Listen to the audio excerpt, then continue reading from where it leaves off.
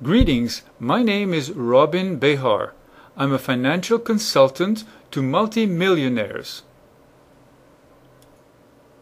Today, I invite you to listen to a radio interview granted by my brother Larry J. Behar, a world-renowned EB-5 expert and U.S. immigration attorney. The topic of this second interview highlight is an explanation of what EB-5 is all about. The interview was broadcast worldwide on the Money and Business Show hosted by financial celebrity interviewer Samuel Ezerzer from Montreal, Canada.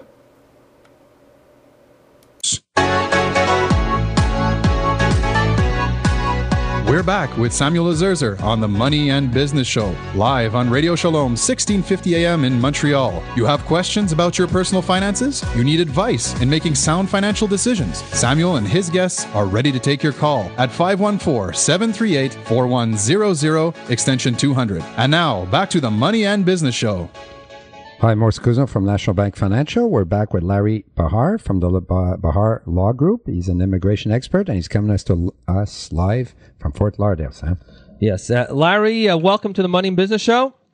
Thank you, Sam. Always a pleasure to be with you. Great. Larry, the U.S. Bureau of Labor Statistics reported in April 1st that employment increased by 216,000 in March. That was last week. And the unemployment rate was a little changed, about 8.8%. Job gains occurred in the professional and business services, healthcare, leisure, and hospitality, and mining. Larry, is there an economic recovery in the state of Florida? And is real estate as a whole getting much better? Well, let's analyze your question separately because Okay. they are really two different animals. There's clearly a recovery that is taking place across the United States in general. We are not seeing the effects of that recovery as quickly in Florida as we would have liked. It is happening, but there's been a change at the top. We have a new governor, Governor Scott, who is a Republican and who wishes to be able to ensure that we meet the budgetary constraints. Therefore, a lot of the services that normally would have gone to the public are being restricted.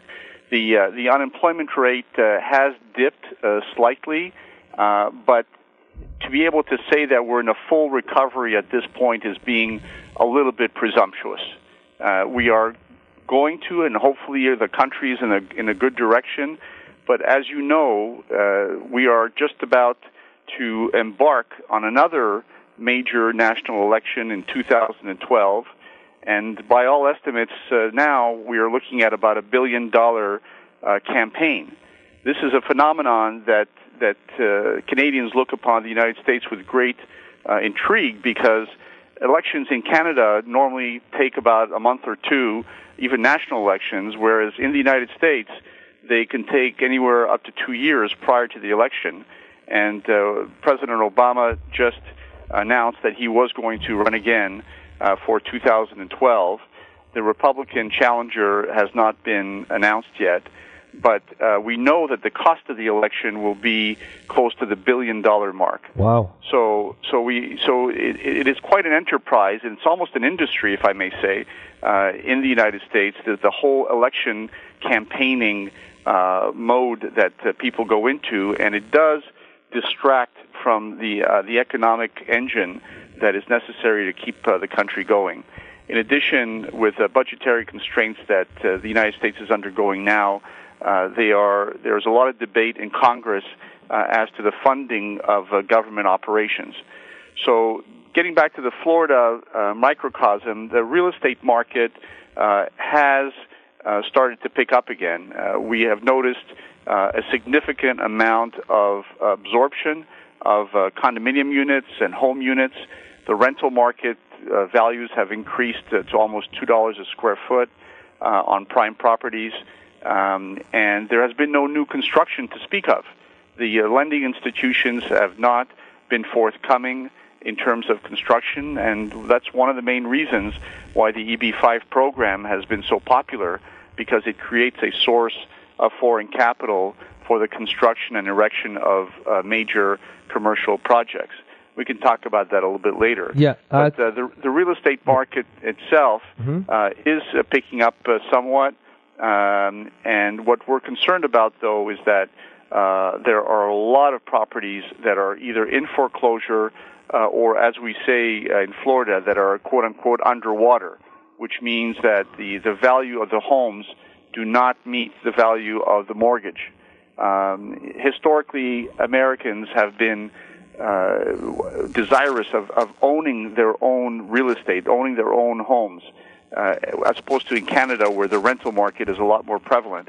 But here, the ownership of one's own home has been very important. But in the last 18 months, there's been a reversal of that whole psychology and that whole thinking. And I dare say that the Canadian model is now becoming more and more popular, wherein folks are looking to rent their properties and seeing that at the end of the day, that comes out to be more cost-effective. So Larry, can you explain the meaning and purpose of the EB-5 investor visa in the U.S.? Well, the EB-5 platform, EB stands for employment-based, EB, employment-based. And fifth preference is that there are 5 categories in which immigrants to the United States can potentially lay claim to an immigrant visa to come to the United States. You know, the United States receives annually a shade over 1 million immigrants per year throughout all their different categories. The EB-5 category qualifies for 10,000 of those 1 million visas annually. So it's less than 1%, just about 1% that is calculated. However, the reason why it's so popular is because the essence of the EB-5 program is the job creation component and the attraction of foreign capital.